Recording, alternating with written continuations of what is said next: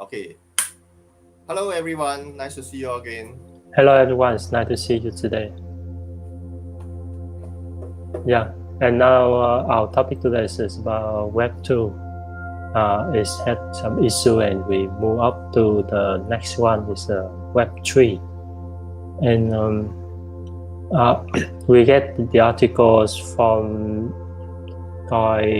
from the cliff. It shared all information to us. Let me share to you. Because last week we have some issue with Google uh, affecting the world's popular online services, including the YouTube, Gmail, Google Assistant, and Google Drive. Everyone who have who's a YouTuber may know this, and now we discuss what the new issue, the new Web3. Yeah.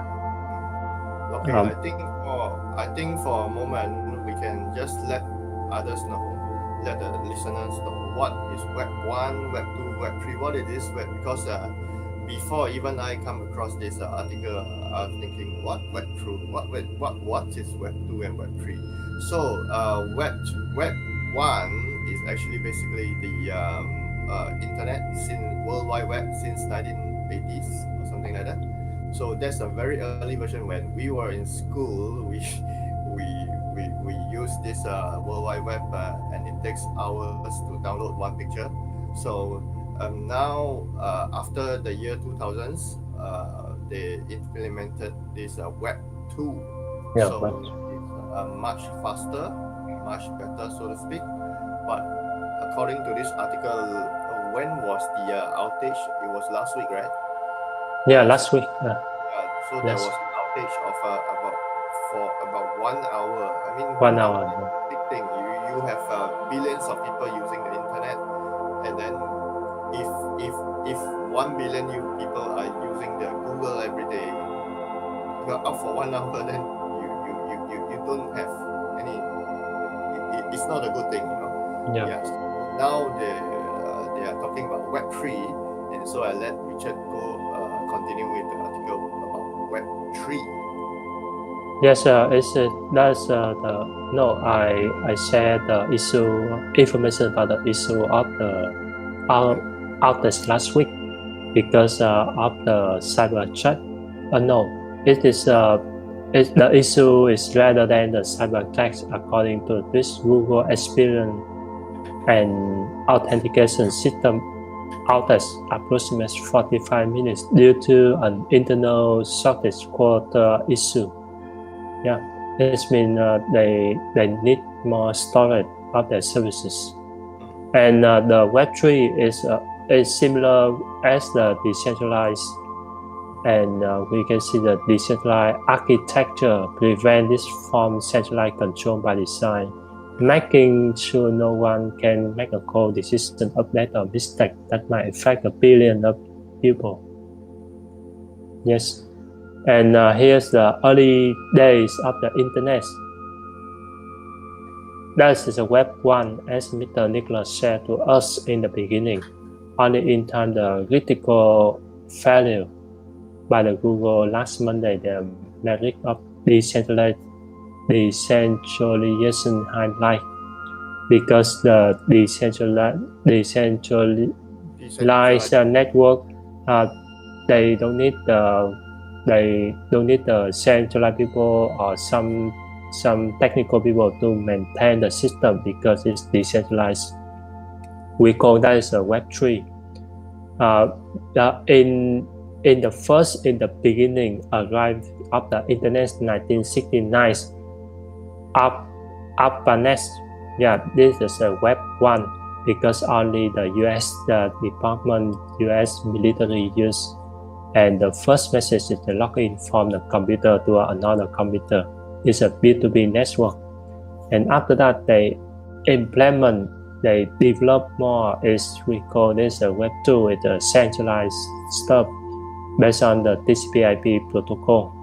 This communication between many is a network to network. It's called a decentralized network of a network. And the interaction carry years early 2000. That was second generation of the web-based services is Web 2. Nowadays we can see, and we can go to the website. We log into some the web-based is a Web 2, and crossing the chain to the Web 3.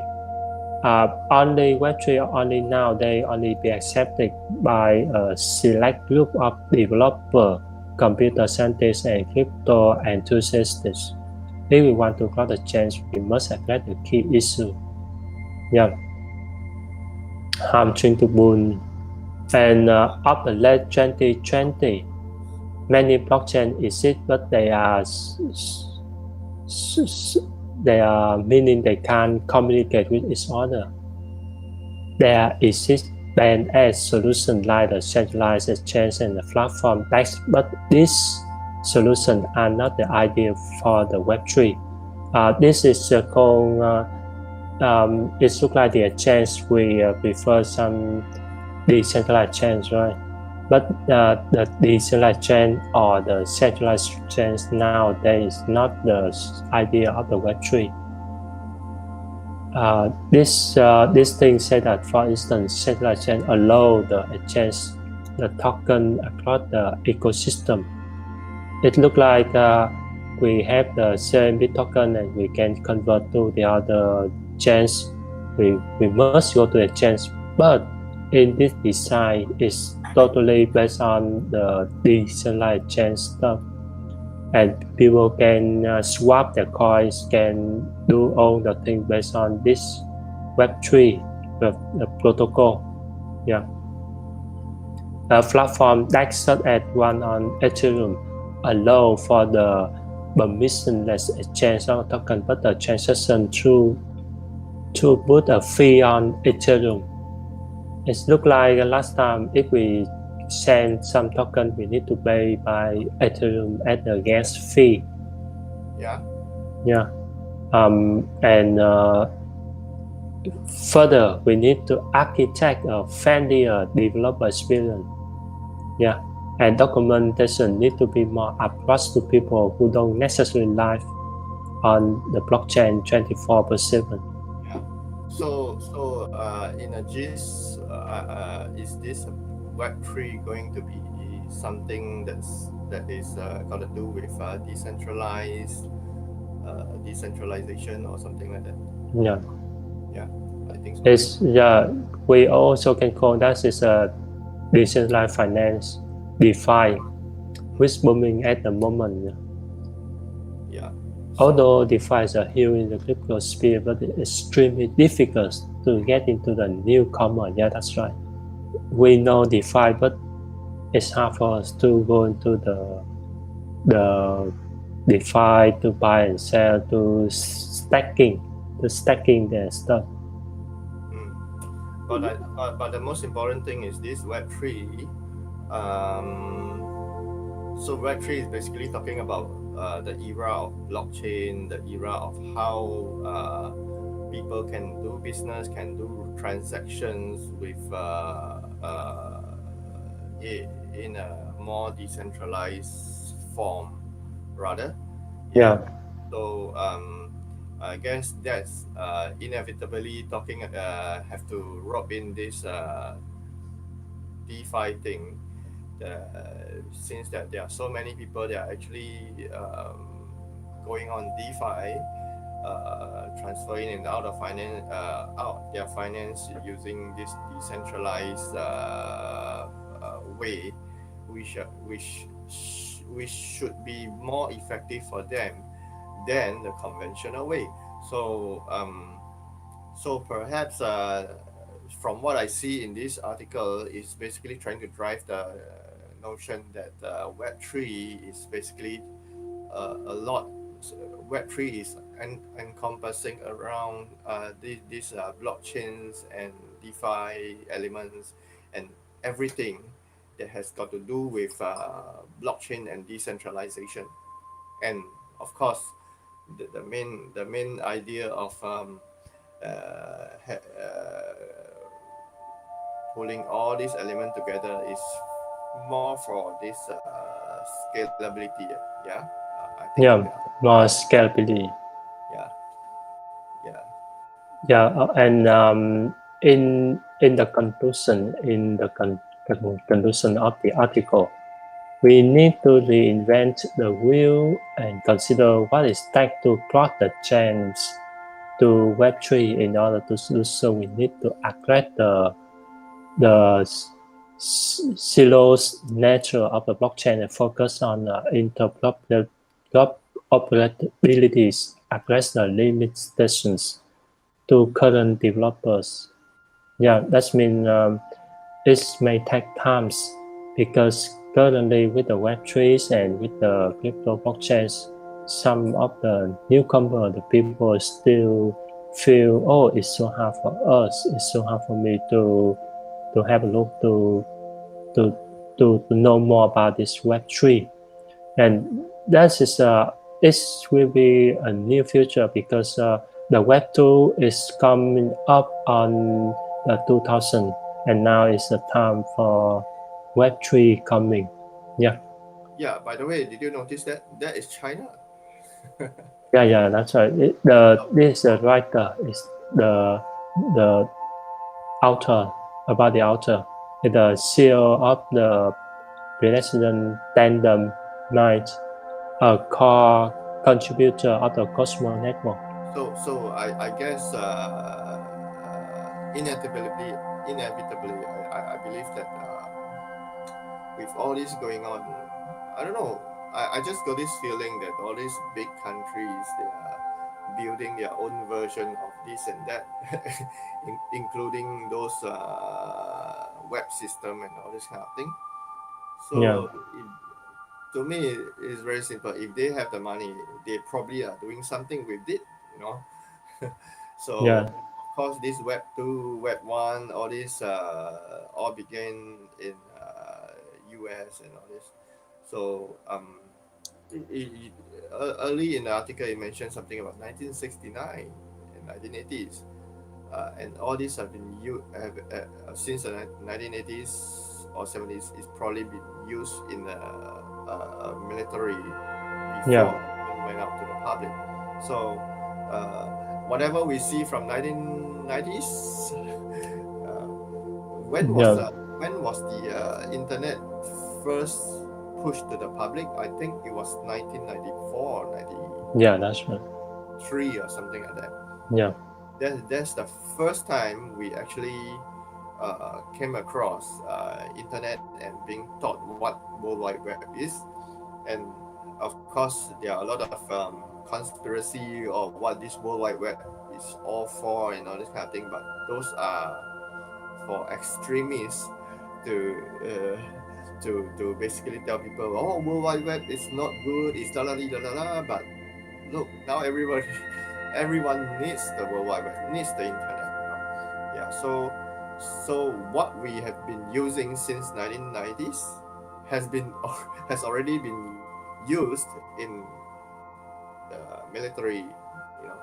Yeah. yeah, So now that they are talking about this Web3, I tend to think that Web3 is already up, and they are just trying to determine at which level should they push it out to the public. That's yeah, what I think. That's what I feel it is all about. Yeah, I don't think now they are only beginning to research Web3 now. They already probably done it. The moment they launch Web2, they probably already researching on Web3. Yeah. yeah, That is why blockchain came out in 2008. yeah. Yeah. Okay, so let me say hello to our audience. Um, Hello, uh, everyone. yeah, hello to Miss Von NL. Hello to Miss Jenny Hu. Hello to Mr. Cửu Long. Hello to Miss Kim Phạm. Hello, Mr. Nguyễn Danh Thành. Yeah, thanks everyone joined our live stream this morning. Thanks you, Miss Von and L. Yeah. So now we continue with the next article. Yeah. Right.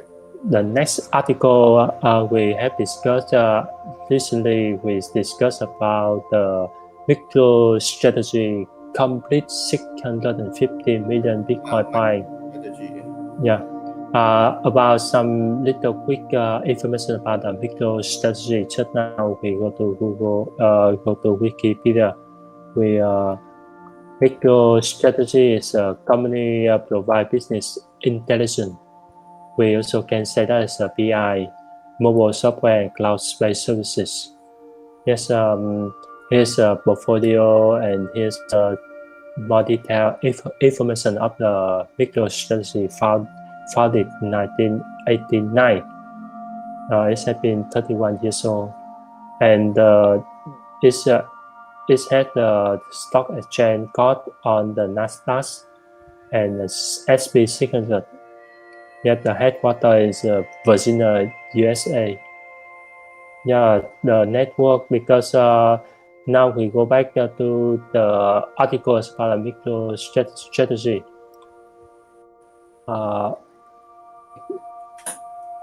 Let me because we hear this from so many times, because it has bought Bitcoin since October 2020 this year, and now the worth of the total of Bitcoin investment of them is 1.6 billion at the current price. Is up by 42% of the total. That means they get the profits 42% at this moment. And so they are raising this. This MicroStrategy. They are raising this 650 million through selling of the notes and collecting in Bitcoin. Yeah, because on the weekend, Mr. Michael Saylor, the CEO of the MicroStrategy, encouraged Tesla CEO Elon Musk to invest it from holding into Bitcoin. Yeah. If you want to do the shareholder of 100 billion favor, convert the TSLA. TSLA is the Tesla stock balances from USD to BTC. Yeah. Other firm on the SP 500 would follow your lead in time, become the 1 trillion favor. Now his company, the MicroStrategy, become the 1 trillion company. And what is the Elon Musk reply? Are such large transactions even possible? Yeah, he's asking about that. This look like he's considered to jump in with the large amount. So it's basically a supply and demand and supply kind of thing. So that's chopping up in supply. So if someone wants it, they sell it in a large amount.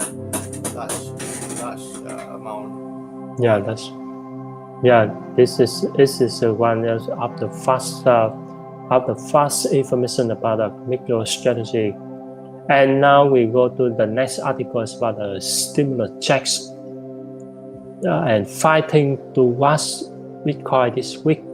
Yeah, this is today is Tuesday in Singapore times, but it's still on Monday in the US time. And we got the article recently is about fighting to watch the Bitcoin this week. Will it go up or is it go down? Yeah, because in US they had just sent the stimulus checks, $600 to the US citizen in USA now. All US citizens? Yeah, 600. Yeah. Is that enough? I don't know, because James Dodaro, he also said another 1 trillion to be printed by the Fed. Yeah, with the 1 trillion, you can imagine how big of the inflation and how is the so they are printing another 1 trillion just for this purpose.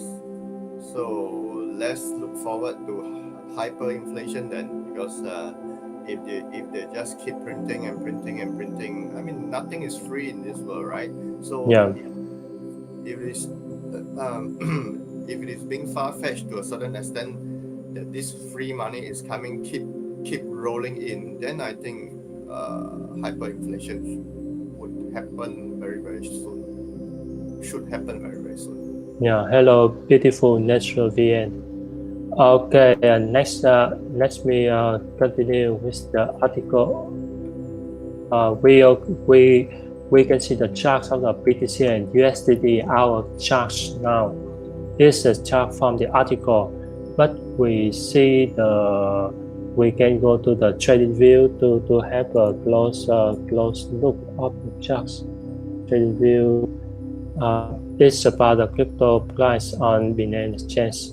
Now the price is around 22,500. Yeah, 22,000 is the with the in the technical view. The technical view is shown as the buy stuff here. We can see the tech. This morning, when I look at the price in Singapore dollars, wow, it's over $1,000. Oh, it was 30,000 over. Yeah. So the thing is, if if you're looking at just the US dollar, 24,000, 25,000 is no big deal. But if you're gonna look at it in other other currencies, let's say for example, if you are in Singapore, look at it in Singapore dollars. Wow, it's $31,000. If you are looking at it in China, wow, how much is that? Maybe $100,000 or something like that. No, $150,000 or something like that. I mean 150,000 China yuan, something like that. So per Bitcoin. So if you're looking at it in your maybe or your other currencies, it will be like so much more money. Yeah. So I mean, the good thing that it has went up to cross beyond 20,000. But I would feel that after this peak, it should not stay up there too long, because it is only initial stage of the peak price where people start to do some transaction, go a little bit crazy about that. But it should come down. It's supposed to come down. It's supposed to come down because at a certain point, which a lot of people may feel that, wow, 30,000 Sing dollar, 31,000 Sing dollar for Bitcoin, I don't think that makes a lot of sense. So people may stop buying, and then once you reach a point where people stop buying, then it has to come down, right? Yeah, you can't just keep going up. Yeah, that's what I personally feel. Yeah. Because when I see the charts, when the price is going down, the volume of this is also lower. Yeah, and we can see the volume. Yeah, we all can check this together with the volume here.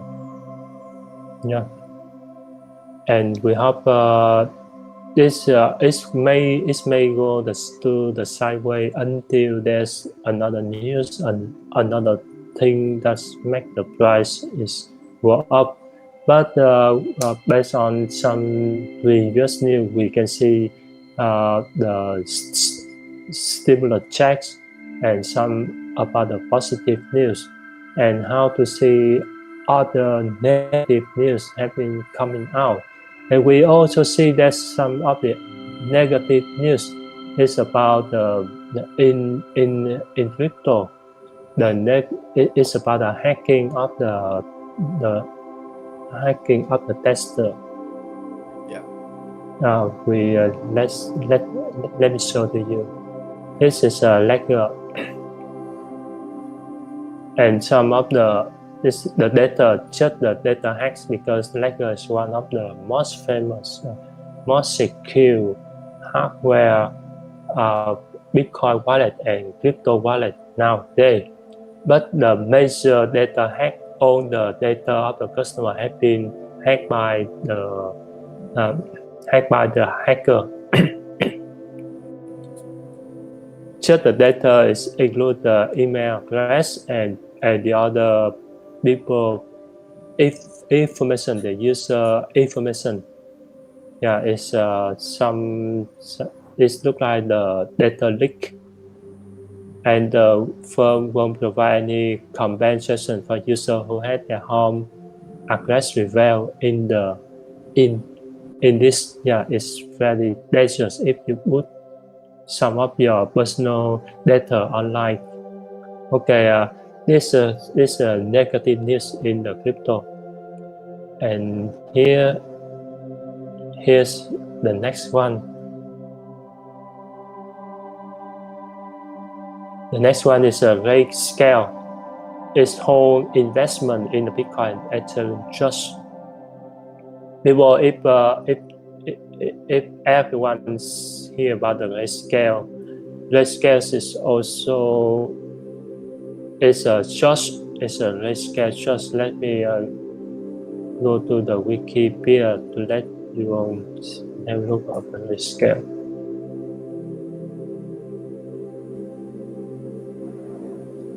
No, it's not rate scale. Rate scale just. This is investment group. Rate scale investment. Established in 2013, is a digital currency asset manager. They are reported as the world's largest asset manager of the digital currency in November 2019. Assets they manage around 2.7 billion. Grayscale managed the Grayscale Bitcoin Investment Trust (GBTC), and they have course published on the OTCQX. Yeah, if you know the stock, you can go to search for this course, the symbol GBTC. And here about information about the Grayscale, they have hold the investment in the Bitcoin Ethereum just because the share at subject to the 6-month lock-up period with the share purchase in June become freely tradable this week. The hold is temporary. Yeah, some of the Bitcoin investment through this church, their assets will be locked up within 6 months. Yeah, it's just for temporary because they just want to manage the fund. Yeah. Just a few days after Bitcoin price broke 20,000 to new all-time highs. Mr. Nicholas, are you still there? Yes, I'm still there. Oh. I switched off my mic because just now the fighter plane is flying all over. Oh. I'm wondering, it's 9 o'clock in the morning, they are flying all over. Yeah. Yeah. That is the thing we want to share to all of our audience today about the crypto, about the news. Yeah. And then, just now we see some information about Mr. Jason, right? This is Who is Jason. the one that makes some tweets, right? Yeah, the one who make the tweets because he's one who invests in the Bitcoin, and he says is Bitcoin go to dip below 10,000 again in 2021. Yeah, just of his reason because he's the one who want to buy large amount of crypto with the cheap price.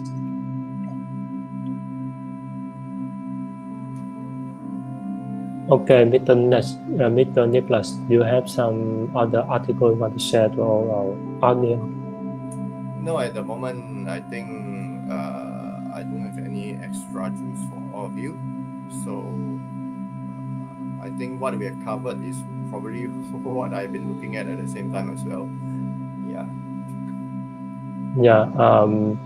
Let me say hello to our yeah audience. Yeah. Hello, Miss Kim Pham. Miss Kim Pham is one of the Bitcoin the stock trader, and Yeah. today she has shared information to us when the Bitcoin price is hit after 20,000. Yeah, and now it's around it's a little bit going down. Now it's at 20. Now the price 22,600. Yeah. I believe it should soon move down to 20,000. Then they were like, you see now they have gone to a point where then after that they shoot up to 24,000, and then I believe they should come down and like make a shoulder, Yeah, head and shoulder again, right? It's Now not it's a just a shoulder, right? It's yeah, making it's not shoulder, market yeah. is what a lot of people has been looking at. There's some patterns to it. So possibly it might go back down to 2000 and then stay for a while, and then I don't know. Let's see how. Yeah, this look like it's making a shoulder now. It will make a head. Yeah. Okay. Reach the top of the head already. Yeah. our our audience, do you have any the other question? So Okay. after that, we also can move to the to the next part of our discussion.